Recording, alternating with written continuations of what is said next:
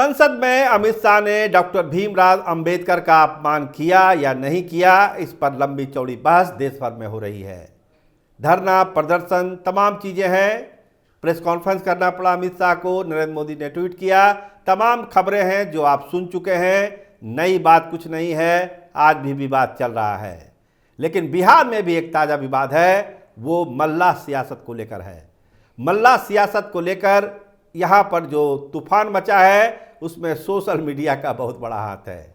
आज मुकेश सहनी ने खूब सुना दिया सम्राट चौधरी को और नीरज कुमार बबलू को। मामला क्या था? देखिए, साल 23 में एक ट्वीट किया था सम्राट चौधरी ने। उसमें लिखा था, तूफानों से आंख मिलाओ, सैलाबों पर वार करो, मल्लाहों का चक्कर छोड़ो, तैर के दरिया पार करो। मल्लाहों का चक्कर छोड़ो मतलब जो बिहार की सियासत है उसमें जो मल्ला सियासत है और मल्लाहों की जो ताकत है उसको इग्नोर करिए और आगे का रास्ता देखिए। ये उस ट्वीट का भाव था जो 23 में सम्राट चौधरी ने किया था, लेकिन 24 के आखिरी महीने में ये रीट्वीट हुआ है, नीरज कुमार बबलू ने किया और इसका करारा जवाब दिया है मुकेश सहनी ने कि अपने आप को जो राम भक्त कहते हैं, राम के नाम पर सियासत करते हैं, वो क्या बोल रहे हैं। भगवान राम को किसने दरिया पार कराया था? क्या इतिहास को भूल गए हैं वो लोग? मल्लाहों की जो भूमिका है उसको दरकिनार कोई कैसे कर सकता है? और चक्कर वाली बात कहाँ से आ गई? मल्लाह तो हमेशा सबके सेवा और कल्याण के लिए ही लगा हुआ उसका पूरा जीवन।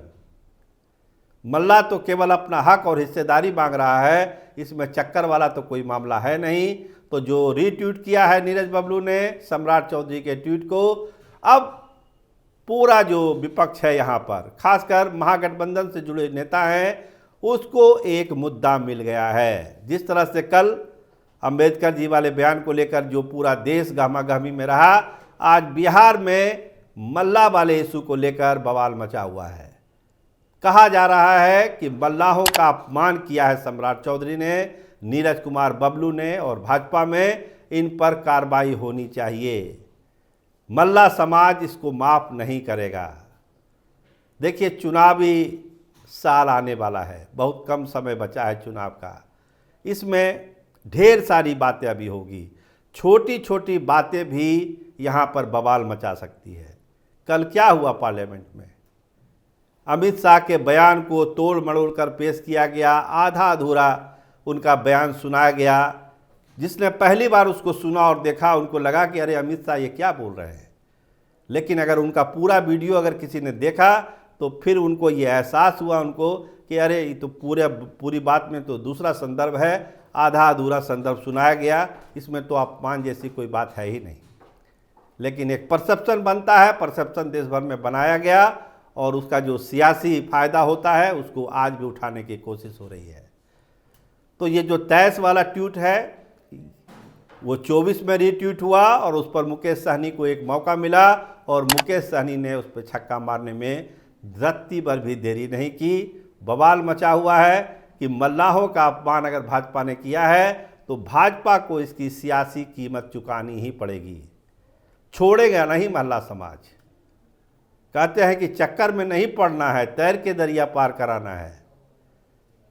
तो क्या भगवान राम को इसकी जानकारी नहीं थी? उनको भी तो दरिया पार करना था, तो क्यों केवट से उन्होंने आग्रह किया था? कोई तो बात रही होगी। जब भगवान की बातों को ही वो लोग नहीं समझ रहे हैं, भगवान की कही हुई बातों का ही अनुसरण नहीं कर रहे हैं, तो ये बिहार और देश का क्या भला करेंगे भाजपा वाले लोग?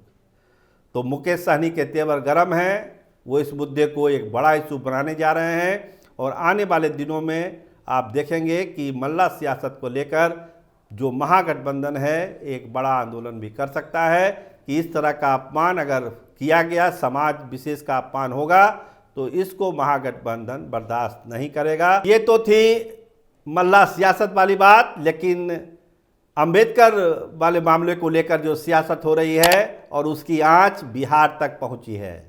अरविंद केजरीवाल जो इस सब चीज़ों के मास्टर आदमी हैं, उन्होंने एक पत्र लिखा है मुख्यमंत्री को कि ये जो अपमान हुआ है अंबेडकर जी का, नीतीश जी बहुत ही गंभीर मामला है और आप अपना समर्थन वापस लीजिए।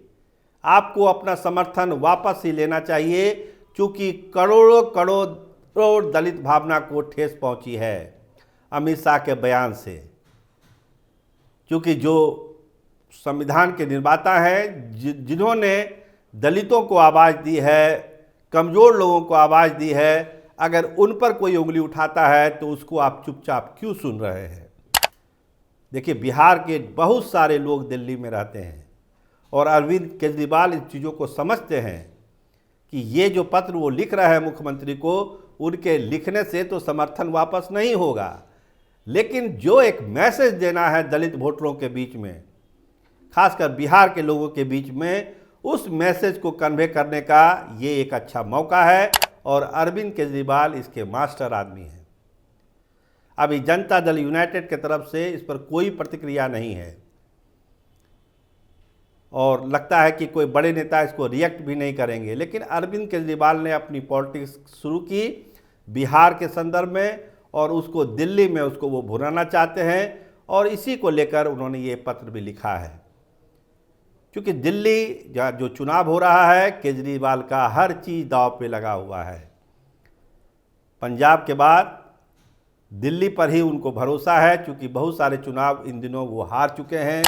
लोकसभा का चुनाव हार गए, दिल्ली में हार गए, आप देख ही रहे हैं कि क्या हाल हुआ हरियाणा में।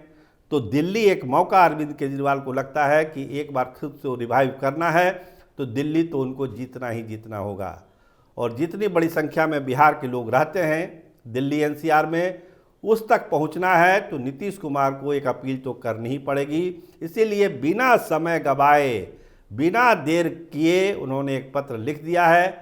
नीतीश कुमार को साफ साफ अनुरोध है कि आप तुरंत समर्थन वापस लीजिए मोदी सरकार से। ये सरकार बाबा साहेब भीमराव अंबेडकर का अपमान करती है, दलितों का अपमान करती है, कमज़ोर वर्गों का अपमान करती है, अल्पसंख्यकों को डराती है।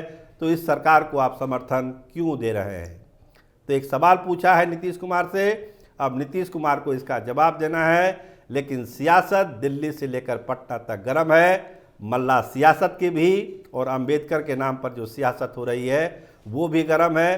तो देखिए, अभी गर्मा गर्मी है, ठंडा है दिल्ली में भी, पटना में भी, लेकिन इन दोनों इशू को लेकर पटना की भी सियासत गर्म है और दिल्ली की भी सियासत गर्म है। और इस गर्माहट से देखिए फ़ायदा किसको होता है, नुकसान किसको होता है। कैपिटल टीवी बिहार आपको पल पल की जानकारी देता रहेगा। धन्यवाद, नमस्कार।